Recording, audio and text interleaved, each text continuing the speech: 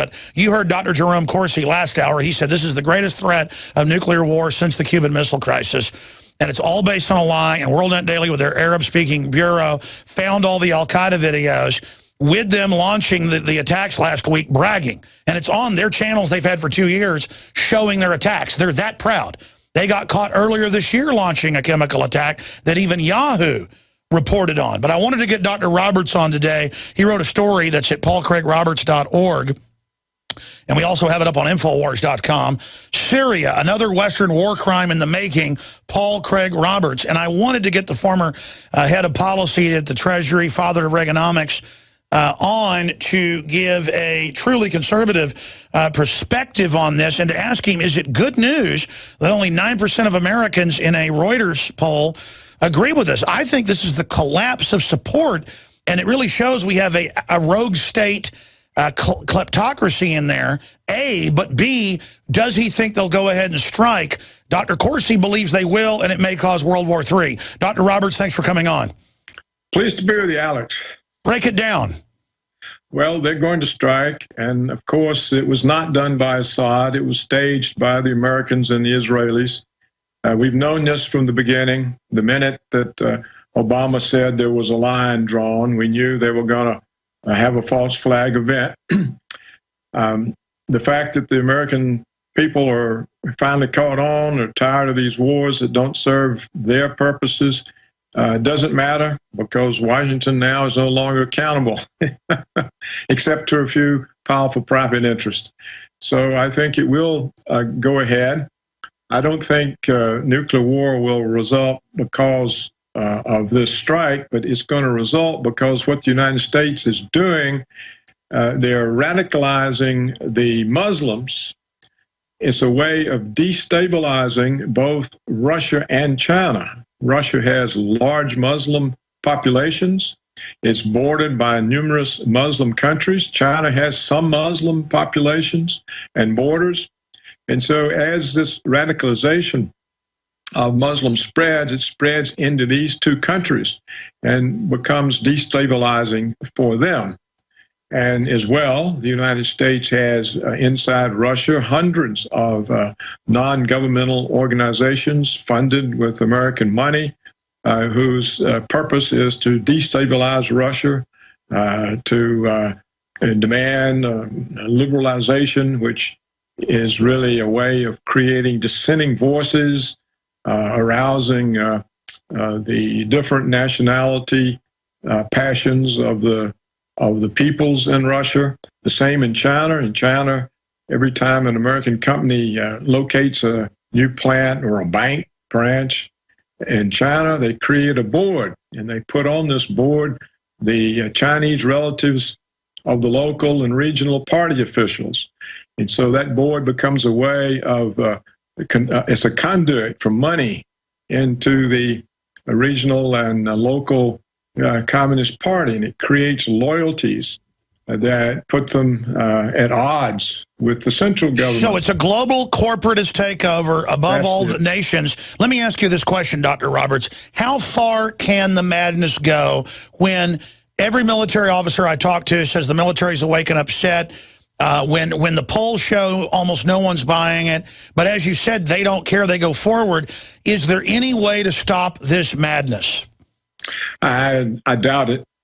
I think it will lead to nuclear war, because what the Chinese and Russians are learning is that there's no international law. I mean, the United States has no respect for international law, and the Chinese and Russians are learning that there is no restraint whatsoever on Washington's criminality.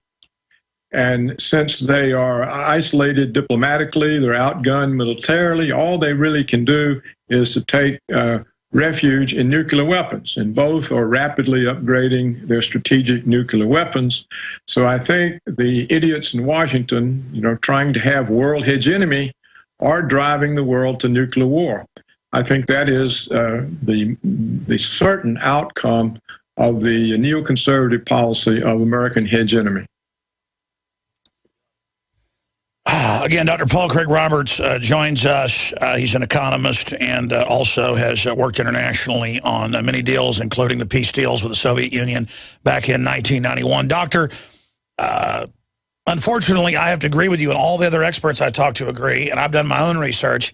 I think the only thing that may stop it is the military itself quietly leaking information, sabotaging things in a peaceful way, kind of blocking what's going on. And that's why you see such a focus on persecuting whistleblowers, because the kleptocrats that have seized control of our central government seem to be concerned about that. So I think that shows that that may be a weakness.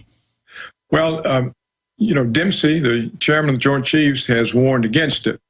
But I think on the whole, the military is unable to do anything. And what they would have to do would be simply to have a coup. But actually, the war serves the purpose of the military. It serves a military security complex. The get along generals, when they retire, they either get to be Pentagon consultants or they become lobbyists. Sure, but it's not going to serve them if we go totally bankrupt and there's a nuclear war. I know, but everybody thinks about their interests. Who's looking after me? This is my chance. I can't rock the boat. So it becomes very hard for the military to do something that's actually against the short-run interest of all of the members in the higher ranks. So I don't know that we can count on the military stopping it. They haven't stopped any of the other wars. Why do you think they're going ahead with this now? To distract from all the scandals, to try to get Iran to get involved so that they can have a wider war? Well, you know, it's part of the neoconservative document that they put out, and General Wesley Clark has reported he was shown the same thing when he visited the Pentagon. So I think what it's really about is the United States was going to pull off in Syria exactly the same scenario it used in Libya. Only this time, the Russians and the Chinese vetoed the no-fly zone, because they had learned that the no-fly zone was actually something the Americans and NATO used for attacking Gaddafi's forces. So they vetoed it. So the Americans Washington had already instigated the outside jihadists going into Syria to overthrow the secular president.